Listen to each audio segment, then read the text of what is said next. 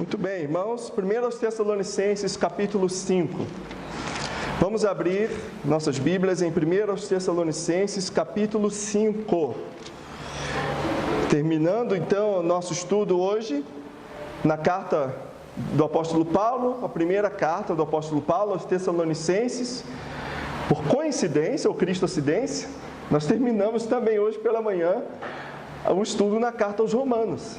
E hoje estamos terminando o estudo na carta primeira aos Tessalonicenses. Que bênção ver como que as coisas se encaixaram, tudo direitinho. E nós vamos ler do versículo 22 até o versículo 24.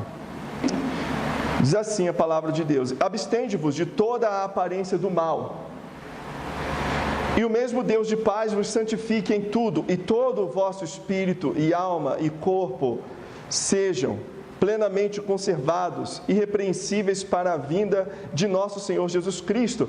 Fiel é o que vos chama, o qual também o fará. Vamos ler também os últimos versículos da carta, que diz assim: Irmãos, orai por nós. Saudai a todos os irmãos com ósculo santo. Pelo Senhor vos conjuro que esta epístola seja lida a todos os santos irmãos. A graça de nosso Senhor Jesus Cristo seja convosco. Amém. Mais uma vez, Senhor, na Tua presença, nós pedimos a Tua bênção enquanto estudamos a Tua palavra. Nos capacite, nos dá entendimento, usa o Teu servo nesta noite, para que juntos possamos sair daqui, ó Pai, transformados, edificados, alimentados e agradecidos pelo Teu poder, pela Tua graça, pelo Espírito Santo nos dirigindo. Assim, humildemente nós pedimos, em nome de Cristo. Amém, Senhor. Então, irmãos, nós estamos aqui nos conselhos finais do apóstolo Paulo aos Tessalonicenses. Lembrando que, novamente, mesmo que sejam orientações curtas e rápidas, não diminui a importância dos mandamentos. A sequência dos mandamentos começa aí no versículo 16: regozijai-vos sempre, orai sem cessar, em tudo dai graças, não extingais o espírito, não desprezeis as profecias, e agora examinai tudo. Obviamente, todos esses mandamentos têm uma ligação uns com os outros, todos eles são interdependentes, você não consegue praticar um sem ter o outro. E agora, a orientação do apóstolo Paulo é: abstende-vos de toda a aparência do mal.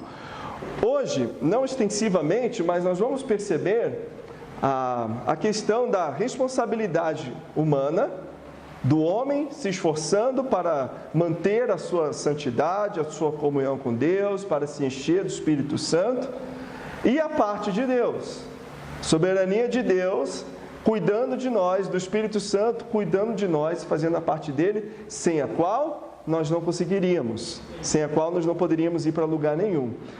E vocês acham que eu vou responder como conciliar as duas coisas? Estão enganados. De maneira nenhuma eu tenho como responder essa pergunta. Como conciliar a responsabilidade humana com a soberania de Deus? Nenhum teólogo consegue responder isso, e todos que tentaram responder ou foram para um extremo, ou foram para o outro, ou realmente se confundiram na tentativa da explicação. O que nós entendemos é que as duas coisas acontecem e as duas coisas funcionam perfeitamente bem. Então nós vemos isso claramente aqui no texto. Deus dá ordens para nós. O apóstolo Paulo, o Espírito Santo, na verdade, o apóstolo Paulo, dirigido pelo Espírito Santo, inspirado pelo Espírito Santo, dá para a igreja mandamentos.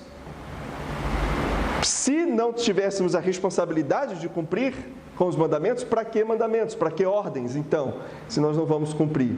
Então, Deus dá para nós direcionamentos, porque Ele quer que a gente faça isso. Agora, nós vamos conseguir fazer tudo isso sozinhos, com a nossa força, com o nosso braço? De maneira nenhuma. Por isso que temos o Espírito Santo nos guiando, nos orientando, nos auxiliando, para podermos cumprir com a vontade de Deus, com os próprios mandamentos que Ele dá. Então, Ele ordena, Ele chama e Ele mesmo capacita a realizarmos a obra dEle. Abstende-vos quer dizer separai-vos, afastai-vos. Por quê? Porque nós não somos deste mundo. Estamos neste mundo, mas nós não somos deste mundo. O Senhor Jesus Cristo deixou isso bem claro, que nós não somos deste mundo. Ele não era deste mundo e Ele voltou para o mundo dele. E nós também não somos deste mundo e nós não podemos nos prender deste mundo, temos que sempre trazer isso à memória. Estamos aqui, mas não somos daqui. Veja só, 1 Tessalonicenses 4,12. A Bíblia está aberta aí, talvez você nem precisa virar a página. diz assim: para que andeis honestamente para com os que estão de fora, e não necessiteis de coisa alguma. Aos que são da igreja e aos que não são da igreja. Aos que são de Cristo e àqueles que não são de Cristo. O mundo é dividido em duas partes, então: aqueles que são de Deus, aqueles que são da igreja, aqueles que são de Cristo, e aqueles que não são de Deus, que não são de Cristo, que estão no mundo. A igreja, a palavra igreja, traduzida da palavra grega, eclesia, que é uma palavra que na época eles usavam para uma convocação, um chamado, uma assembleia. Então, nós somos a eclesia de Deus, ou seja, aqueles que são chamados para fora. Fora da onde? Para fora do mundo. Nós, igreja, somos chamados para fora do mundo. A carta de Pedro, na sua carta que ele escreve para as igrejas no âmbito geral, ele fala que nós somos sacerdócio real, nação santa, somos escolhidos por Deus, eleitos de Deus. Eleitos, você escolhe, você toma uma escolha e faz: aqui, eu quero esse livro e não esse. Então nós fomos realmente tirados do mundo. Ainda estamos aqui, temos que cumprir com a nossa missão, mas daqui a pouquinho, a qualquer momento, a trombeta soará e nós sairemos daqui, iremos para o nosso lugar. E olha que está perto, hein? Pelo andamento das coisas, está perto, e eu vou falar um pouquinho mais sobre isso daqui a pouquinho. Então, como ele diz, abstende-vos, da palavra grega apeko, ou apekomai, ele quer dizer então, fique distante, mas mantenha-se afastado, keep out, não é, Pedro? É assim que fala, keep out, fique longe, saia. De quê? Abstende-vos do quê? Da aparência do mal. E no grego tem uma forma muito mais forte que é eidos, que é forma do mal. Forma do mal. O mal se apresenta para nós de maneiras diversas. De várias maneiras o mal se apresenta para nós, apresentando para nós vários tipos de tentações. Talvez algo que te deixe muito tentado ao pecado não vai tentar a mim, mas algo que talvez me deixe muito tentado vai tentar a você. Cada um tem o seu ponto fraco, cada um tem a sua tentação. Por isso o mal ele se apresenta de maneiras diferentes, criativas e variadas, de diversos tipos de pecados e de atrações e atrativos, tentando chamar os crentes para o pecado de maneiras diferentíssimas e aparentes, e claro, lustrosas, brilhosas, brilhantes e atraentes. É óbvio, o pecado ele não vai se apresentar para você como uma coisa ruim, péssima. Tanto que alguns, mesmo sabendo que aquele tipo de droga, aquele tipo de bebida, aquele tipo de prática faz mal para a vida, ainda assim a pessoa diz: eu quero, porque é agradável. Mas no final destrói a saúde, destrói a família, destrói a vida. Então, abstende-vos de toda e qualquer forma maligna, qualquer tentação. Afaste-se daquele pecado que te atrai, daquele pecado que te tenta. Quando o Senhor Jesus Cristo, no Sermão do Monte, ele está ensinando sobre uma lista de pecados, trazendo: lembrai-vos do que foi dito, assim foi dito, eu porém vos digo, naquela parte das bem-aventuranças, do Sermão do Monte, depois das bem-aventuranças, o Senhor Jesus Cristo, quando ele vai falar sobre o adultério, direcionando a palavra para os homens, ele fala: se o teu olho direito te faz tropeçar, se o teu olho direito te escandaliza, amputa ele e joga para longe de ti. Se a tua mão direita te faz tropeçar ou te escandaliza, amputa ela e joga para longe de ti. O Senhor Jesus Cristo não está ensinando ali automutilação para você se santificar. Mas o princípio que permanece naquele ensino do Senhor Jesus Cristo é: aquilo que te faz pecar, joga para longe de você. Afaste-se daquilo. Ou você mesmo, apeco, ou abstende-vos, vire as costas para aquilo e se afaste. Quanto mais perto do fogo, maior a chance de você se queimar. Quanto mais perto da água, maior a chance de você se molhar. Então, quanto mais perto do pecado, maior a chance de você pecar. Então, em relação ao pecado, é uma questão de vida ou morte. Em relação ao pecado, não é uma questão de brincadeira, de brincar de ficar molhado, ou brincar de pular fogueira, ou coisas assim, brincar com fogo. Questão com o pecado é questão de vida ou morte, porque o salário do pecado é a morte. Por isso a palavra de Deus diz: se afaste, sai de perto, não fique parado olhando, não mire os seus olhos ali, não fique ouvindo aquele tipo de coisa, porque a tendência é você, como ser humano fraco do jeito que nós somos, a tendência é você ir lá e cair, pegar e tocar e acabar falhando, acabar caindo, ok? Então, a nossa santificação, nós não podemos esquecer que é algo diário e constante, é o que nós chamamos de santificação progressiva. Somos feitos santos quando cremos em Cristo. Santificação posicional. Muito bem, sou santo. Mesmo os coríntios são chamados de santos na carta dos primeiros coríntios, eles que estavam cheios de pecados. Agora, temos que desenvolver essa salvação, santificação progressiva. Desenvolva a cada dia, lutando contra o pecado que tenazmente nos assedia. E depois, na glória, santificação final. Cheguei na glória, não tem mais luta contra o pecado. Estamos aqui, neste meio, lutando, cada dia, se afastando, correndo, cuidando da nossa mente, cuidando do nosso corpo, para sermos agradáveis diante de Deus. Ou seja, muitos crentes caem quando relaxam, quando acham que já está bom demais, quando acham que já atingiram o nirvana espiritual, que não vão pecar mais, acham que já foram canonizados, se tornaram santos o suficiente para não cair mais, porque já tem maturidade, já faz parte da igreja há muito tempo, já conhece a Bíblia e eu não peco. Aí sobe aquela soberba espiritual, sobe aquele orgulho espiritual, se considerando tão santo, que é aí que muitos crentes caem, quando param de perceber a seriedade que é o pecado e que tenazmente Satanás está nos rodeando diariamente, e tenazmente o pecado está à porta, batendo, chamando: vem para mim, vem para cá, vem pecar.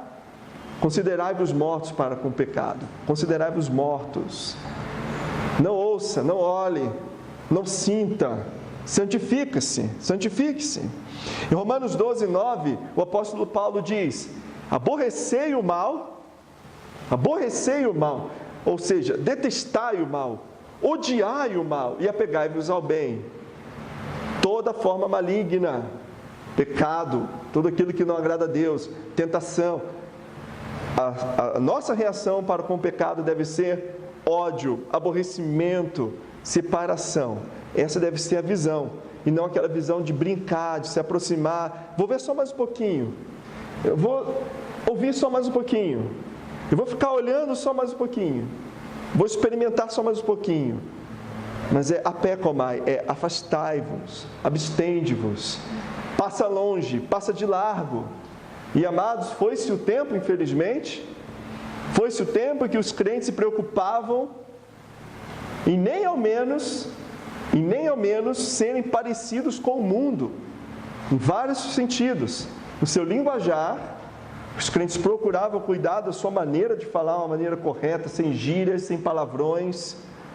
Os crentes cuidavam muito mais com as suas roupas, com as suas vestes, a forma com que se vestiam, para não parecer com o mundo. Os crentes cuidavam muito mais com as músicas que ouviam. Hoje mistura tudo, né? Pega do mundo, não, está falando de Deus, mas vamos colocar aí. Os crentes cuidavam muito mais, acredite, com seu corte de barba, com seu corte de cabelo e até mesmo com os óculos que eles usavam. Vou contar uma curiosidade para vocês aqui. Houve uma época, que aí eu vou ter que recorrer aos historiadores aí, que tinha um grupo em que um dos cantores usava um tipo de óculos redondinho, assim. Me ajuda aí, quem é? John Lennon, isso aí, obrigado. É porque já faz um tempinho, né, o John Lennon. Você sabia que os crentes daquela época, eles não usavam aquele óculos parecido aquele modelo de óculos, eles não usavam para não se assemelharem ao mundo, com as coisas do mundo. Certo tipo de roupa, certo tipo de jaquetas. cuidavam com isso.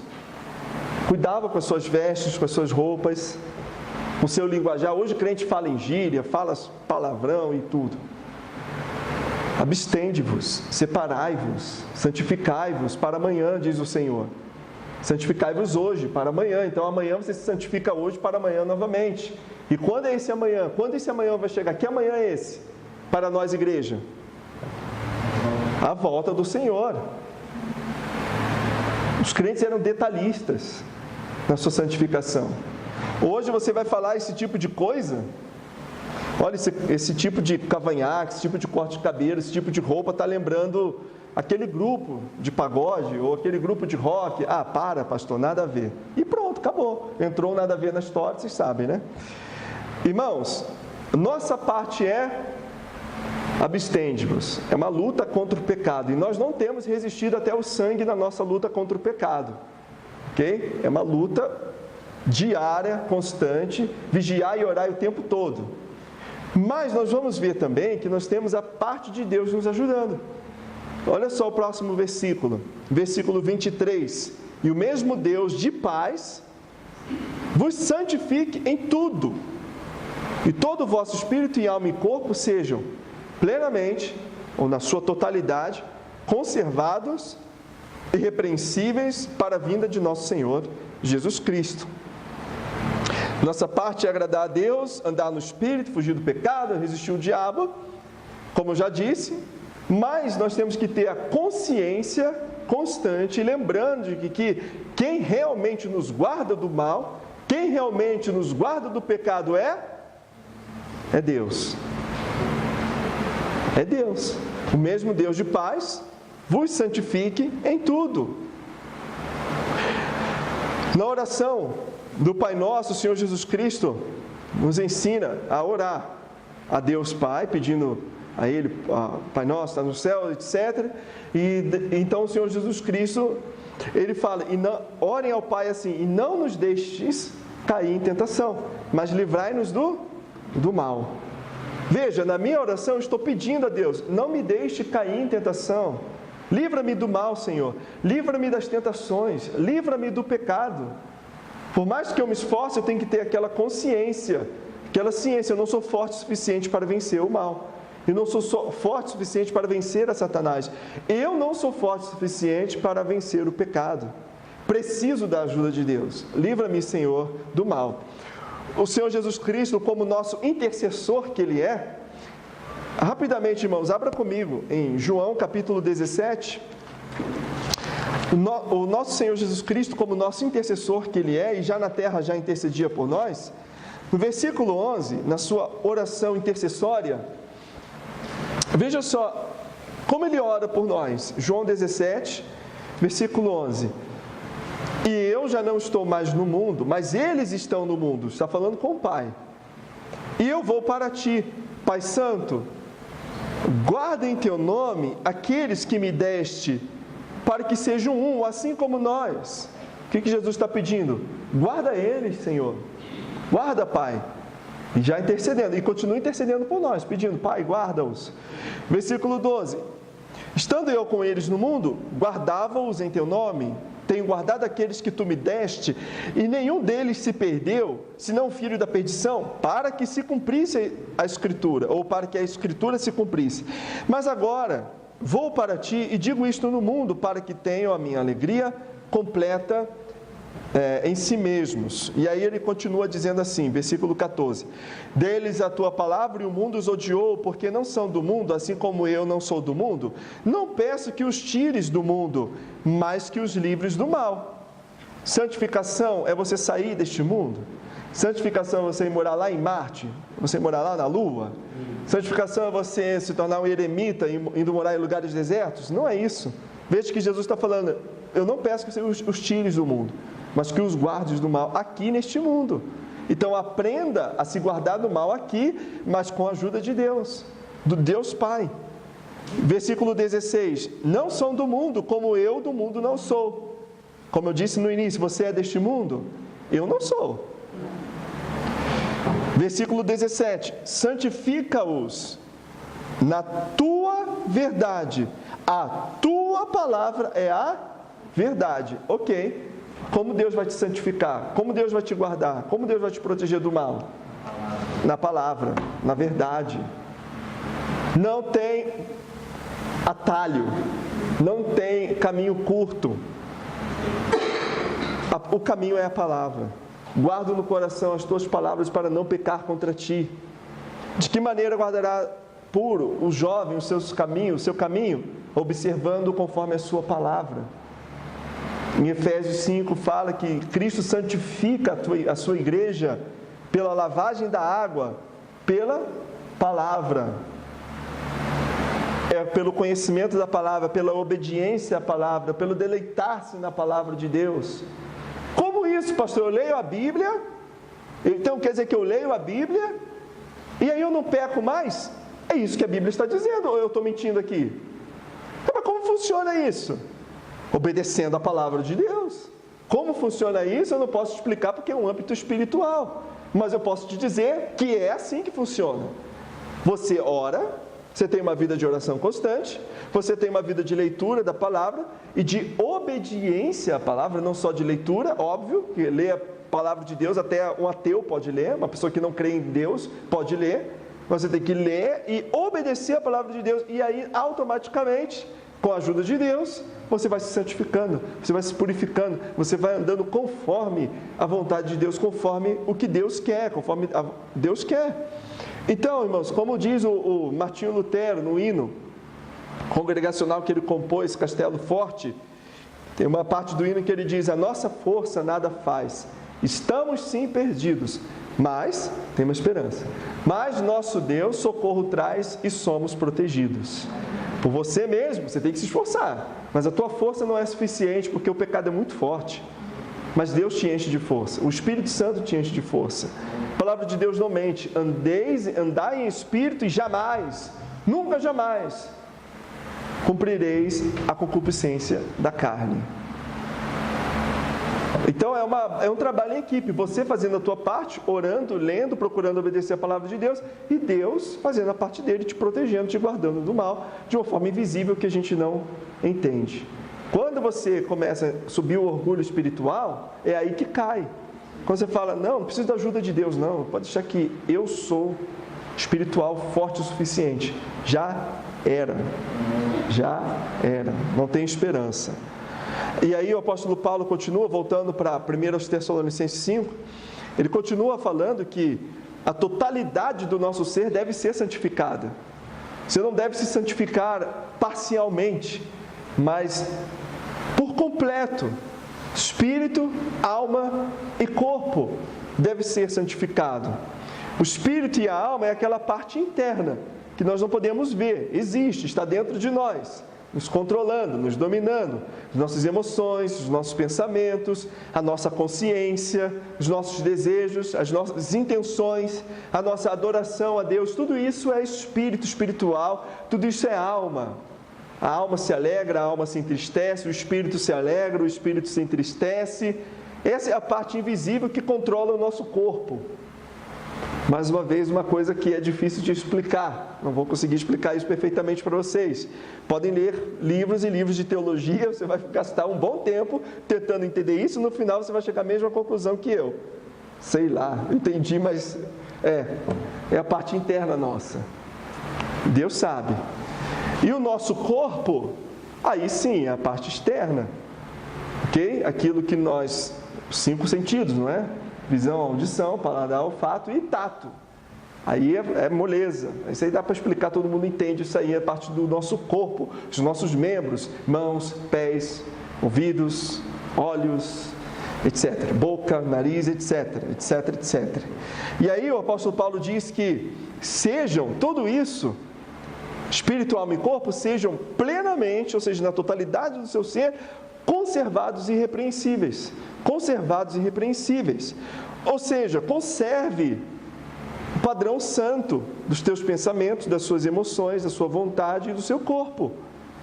Engraçado que não fala apenas da parte interna, mas também da parte externa, que é a parte que está sendo mais ignorada nos nossos dias.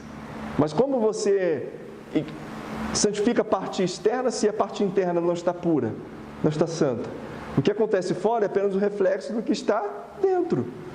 Ok? Então, o que nós devemos conservar plenamente, irrepreensíveis, tudo tem que estar de acordo com a vontade de Deus. Emoções, desejos, consciência. Alguns exemplos de pensamentos pecaminosos: ira, raiva. Isso é um tipo de pensamento pecaminoso. O seu espírito, a sua alma.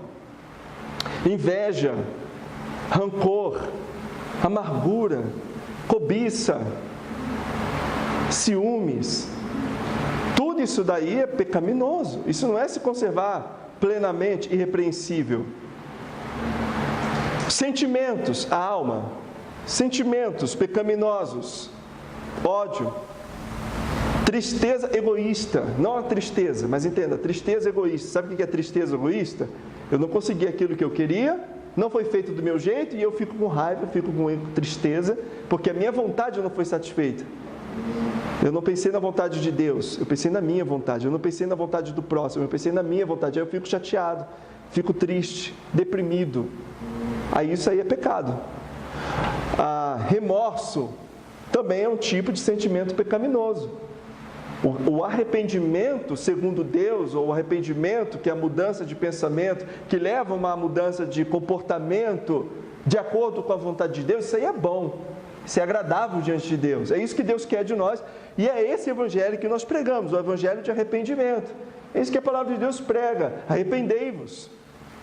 Quando você peca, você vai lá e se arrepende, mas o remorso já é o contrário. O remorso é aquela tristeza, não pelo pecado, mas pelo pecado descoberto. Que você não queria que ninguém descobrisse que você furtou. Você não queria que ninguém descobrisse que você adulterou, que você foi lá e fornicou, que você não queria que ninguém descobrisse que você mentiu. Então, por alguém ter descoberto, você fica com remorso, com aquela vergonha, aquela tristeza, cabisbaixo.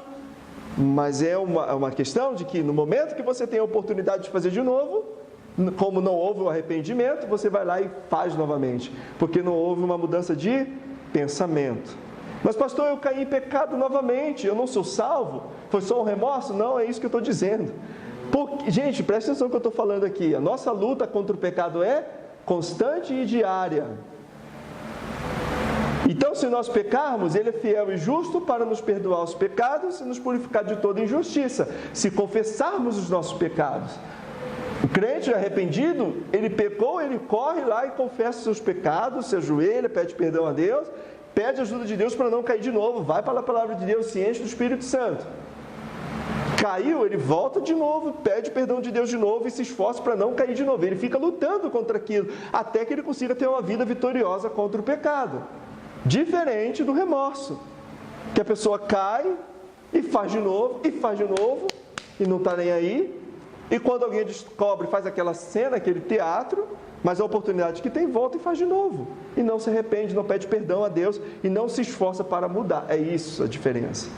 E esse tipo de remorso não é se conservar plenamente irrepreensível até a vinda do Senhor. É viver uma vida de pecado, falando. Também temos desejos pecaminosos. Deixa eu só tomar uma água aqui. Os desejos pecaminosos.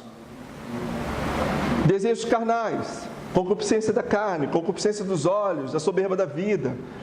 Também temos adoração pecaminosa. Você pode adorar e mesmo adorando está pecando na sua adoração. Como? Adorando a ídolos, adorando a falsos deuses, não o Deus verdadeiro e não a pessoa do Senhor Jesus Cristo. Adorando a celebridades. Muitos adoram celebridades. Jogadores de futebol, artistas da música, artistas de cinema, adoram, veneram, se esforçam para acompanhar aquela pessoa, para tentar conseguir autógrafo daquela pessoa, uma foto com aquela pessoa. Isso é um tipo de adoração errada, errônea. E a adoração pior das piores é a adoração de si mesmo, que é nada mais, nada menos do que o egoísmo, o ego, a soberba, o orgulho, eu. Isso é adoração a si mesmo.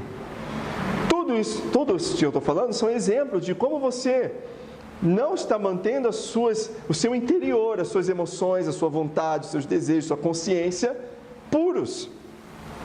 Você está se contaminando com o pecado. E o nosso corpo? Como podemos cuidar? Novamente, cuidando com as nossas roupas, com a nossa aparência, não usando roupas sensuais, não mostrando o corpo e também não se vestindo com desleixo. Eu ensino para os jovens, vocês têm que se vestir corretamente, têm que cuidar da aparência de vocês, tomar banho faz bem, tomar banho glorifica a Deus, sabia? Usar um perfuminho, arrumar o cabelo, pentear o cabelo direitinho, usar roupas limpas, isso também é princípio de santidade. Os judeus é coisa... Os lençóis viviam sempre limpos, os lençóis judeus. Usou uma vez, vai lá e lava, já tem outro e vai, e assim, sempre roupas limpas. Ou seja, o crente tem que manter uma aparência, gente, bonita, ok? Se cuidando, mesmo que você talvez não tenha uma certa vantagem, mas se você se mantém bem arrumado, bem vestido, ok? É isso que conta, ok? Muito bem, então, com o mundo, cuidando da sua aparência, também cuidando com aquilo que você fala, mentiras não agradam a Deus, ouvindo coisas que agradam a Deus, não se envolvendo com conversações torpes, ou seja, conversas imorais, conversas pecaminosas, não se envolvendo com imoralidade sexual, não se envolvendo com homicídio, espero que ninguém mate ninguém aqui, né?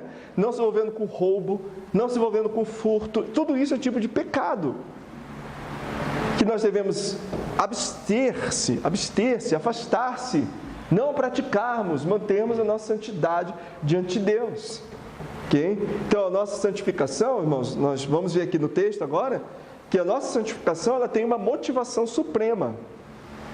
Tá, pastor, mas o que eu ganho? Por que eu tenho que fazer isso?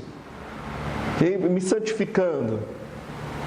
A nossa motivação é, se você realmente entende que Cristo é o teu Salvador e você quer agradar o teu Salvador, como o próprio Senhor Jesus Cristo, aquele que me ama, guarda a minha palavra, e quando Jesus Cristo diz, guarda a minha palavra, me obedece, e se você ama e que você quer se encontrar diante de Cristo, que é o Santo, Santo, Santo, o Rei dos Reis, o Senhor dos Senhores, diante dele, como você quer se encontrar diante do noivo? Santo, limpo, puro, aguardando o retorno dele. Ok? Então, o noivo, quando está na igreja, no altar, esperando a noiva entrar, ele tem uma expectativa, que a sua noiva vai vir bem vestida, vai vir bem maquiada, com o cabelo arrumado, tal. Tem uma expectativa. De repente, se a noiva chegar suja, imunda, enfim, com feijão no dente, ele vai olhar e falar, tem alguma coisa errada, não é? Então, a nossa expectativa como igreja, nós sabemos, ele virá triunfante em glória, nas nuvens, com som de trombetas, com anjos, mas ele aguarda nos encontrar de forma pura e santa, fiéis, aguardando ele voltar. A motivação suprema do crente é o próprio Cristo, é o momento do encontro com Cristo. Olha, eu acredito aqui que a maioria das senhoras aqui teve aquela fase do namoro, não é? Olha, hoje o namorado vai vir aqui te visitar, vai vir aqui na sua casa e vai ter um jantar com os pais. Bom, naturalmente, ok? Estou falando da coisa natural, eu sei que tem algo complicado. Naturalmente, geralmente, quando isso acontecer, o que as damas fazem? Se arrumam, né? Se preparam, arrumam cabelo e tal, porque o galã vai chegar, vai bater na porta e vai chegar e ela vai ficar toda animada para receber o seu namoradinho em casa, na casa dos pais, ok? Então, tem um certo preparo para aquele encontro. A ideia é a mesma, nós estamos nos preparando para o encontro. A nossa santificação é uma preparação para o encontro. Nós nos santificamos em primeiro lugar porque Deus é santo. Sede santos porque eu sou santo. Ponto final, não tem discussão. Mas tem uma motivação a mais. Eu vou me encontrar com o Rei. Eu vou me encontrar com o Senhor dos Senhores, o Senhor dos Exércitos. Eu vou me encontrar com o noivo. Nós vamos vê-lo face a face. Então, como eu quero ser achado por Ele? Como eu quero ser achado por Ele? Na lama do pecado? No ato do pecado? Eu creio que não. Eu não quero. e eu espero que ninguém aqui tenha esse desejo, é que quando a trombeta soar, estejamos preparados com o óleo na lâmpada, sobrando, preparados. Opa, chegou, estou preparado, ok? Então, nós temos realmente, irmãos, uma motivação suprema, que é o retorno do Senhor Jesus Cristo. E isso se repete na carta de Pedro, que ele fala que, sabendo que o mundo vai acabar, como que nós devemos santificar mais ainda? E isso se repete também na carta de Filipenses. Deixa eu ler para os irmãos aqui, Filipenses 1:10, que diz assim, ó: para que aproveis as coisas excelentes, para que sejais sinceros e sem escândalo algum até o dia de Cristo. É a mesma ideia. Sejam sinceros e sem escândalo até o dia de Cristo. E também 2 Pedro 3,14, que fala assim: por isso, amados, aguardando estas coisas, procurai que dele sejais achados imaculados e irrepreensíveis em paz. Ele está chegando, ele está voltando, então se preparem, se santifique para o retorno dele. Versículo 24 diz assim: fiel é o que vos chama, o qual também o fará. Fiel é o que vos chama, o qual também o fará. Se Deus chamou, Deus capacita. A obra não é nossa, a obra é dele, e ele chama os seus servos para servir a ele. Ele dá os instrumentos, ele dá as ferramentas. Diferente do que aconteceu ontem, né? Irmãos, vamos aqui trabalhar na igreja, traz as ferramentas. Traz as ferramentas, cada um traz o serrote, traz a luva, traz o martelo. Tem ferramenta aqui não, você traz. Não, Deus, quando Ele chama, Ele fala: está aqui o material para você trabalhar para mim. Estão aqui as ferramentas. Então, é Ele que faz a obra. Ele nos chama, Ele nos salva, Ele nos justifica, Ele nos santifica, Ele nos guarda, Ele nos sustenta, Ele não falha. Porque Ele é fiel. A obra que Ele começa, Ele termina. O que Ele promete, Ele cumpre. O Senhor Deus é conosco, não precisamos temer. Como há vários versículos na palavra de Deus mostrando e dizendo que nós devemos nos esforçar. Sim, devemos escolher a vida. Sim, devemos nos encher do Espírito Santo. Sim, mas Deus está por trás disso tudo, nos dando a vitória. Então, em Cristo somos mais que vencedores. Amados, deixa eu explicar para vocês como eu enxergo a questão da responsabilidade humana e do poder de Deus operando. Eu olho para Israel, os momentos em que Deus falava: vocês vão ter que guerrear contra os inimigos. A vitória é garantida para vocês. Mas os judeus tinham que pegar as suas espadas, pegar as suas lanças, pegar as suas ferramentas de guerra e tinham que ir para o campo de batalha. Tinham que entrar lá e suar e lutar e se esforçar e treinar, montar estratégias de guerra e tinham que trabalhar para conseguir aquela vitória.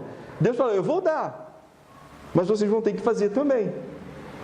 Então, na nossa santificação, Deus está nos guardando, nos santificando, nos protegendo? Óbvio que sim, mas você tem que fazer a sua parte também. Quando chegar no céu, acabou, amém, não tem mais pecado. Mas enquanto estamos aqui, irmãos, esforçai-vos por fazer o bem. Esforçai-vos, apegai-vos ao bem e deteste o mal, deteste o pecado.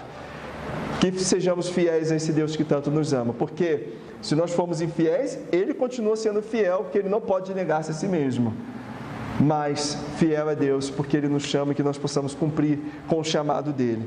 Terminando então a carta, eu só vou fazer a leitura, diz o versículo 25: irmãos, orai por nós, saudai a todos os irmãos com ósculo santo. Já expliquei isso hoje pela manhã, não vou repetir. Pelo Senhor vos conjuro que esta epístola seja lida a todos os santos irmãos, mostrando que era uma carta, uma responsabilidade que todos ouvissem a carta do apóstolo Paulo, e ele termina dizendo, e combinamos já que os irmãos vão dar um forte amém depois da leitura. Ele termina dizendo assim: a graça de nosso Senhor Jesus Cristo seja convosco, amém? Amém. Glória a Deus, vamos orar. Senhor Deus e Pai, obrigado por mais uma vez nos dar a oportunidade de juntos estudarmos a palavra do Senhor. Obrigado por juntos podermos estudar a carta aos Tessalonicenses, essa primeira parte da carta, e nos ajude a obedecermos os mandamentos que encontramos aqui. Obrigado pela tua fidelidade, cuidando de nós, nos guardando, mas ainda assim pedimos pela nossa responsabilidade de trabalharmos, nos esforçando, Senhor Deus, óbvio, dependendo do Senhor, em nos debruçarmos na leitura da palavra, nos esforçarmos na oração, guerreando, batalhando, orando sem cessar, para podermos nos santificar neste mundo inteiro que jaz no maligno. Nós oramos assim e agradecemos a Ti, Senhor Deus. Ainda de olhos fechados, meus irmãos, talvez haja alguém aqui hoje à noite que gostaria de pedir a Deus ajuda e força para se santificar mais, para poder ler mais a palavra de Deus, para poder orar mais, para poder depender mais de Deus, para poder se santificar mais. Este é o momento de você agora se colocar diante de Deus e pedir a força, o auxílio do Senhor. E também pedir a Deus que você faça a tua parte na tua responsabilidade de se santificar, de se esforçar para se manter santo, como o Senhor Deus ordena. Então, este é o momento agora, eu convido você a orar e pedir a ajuda de Deus agora. E já eu volto com o tempo de oração novamente. Senhor Deus, algumas pessoas aqui, eu não sei quem, nem quantos, neste momento oraram ao Senhor pedindo a Tua força, a Tua ajuda para se santificar mais, para ler mais a palavra do Senhor, para orar mais e pedindo ao Senhor que os guarde do mal e ajude a vencer na luta contra o pecado. Ouve as orações, ó Pai.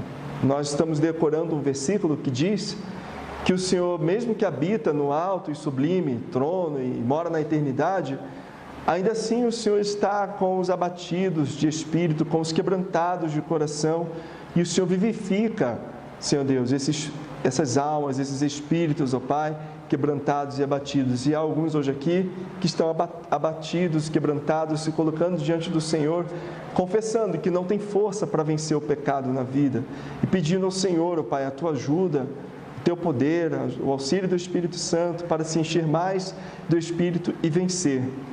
Socorre-os, ó Pai. Como o Senhor Jesus Cristo orou pedindo, guarda-os do mal, eu peço também, guarda a mim, a começar em mim, guarda cada um de nós do maligno, do mal e da aparência do mal, da forma do mal, das tentações. Ajuda-nos, ó Pai, a sermos firmes e fiéis contra o Senhor, contra o pecado, e firmes e fiéis ao Senhor, ó Pai. Muito obrigado, assim nós oramos e pedimos, em nome de Jesus. Amém, Senhor.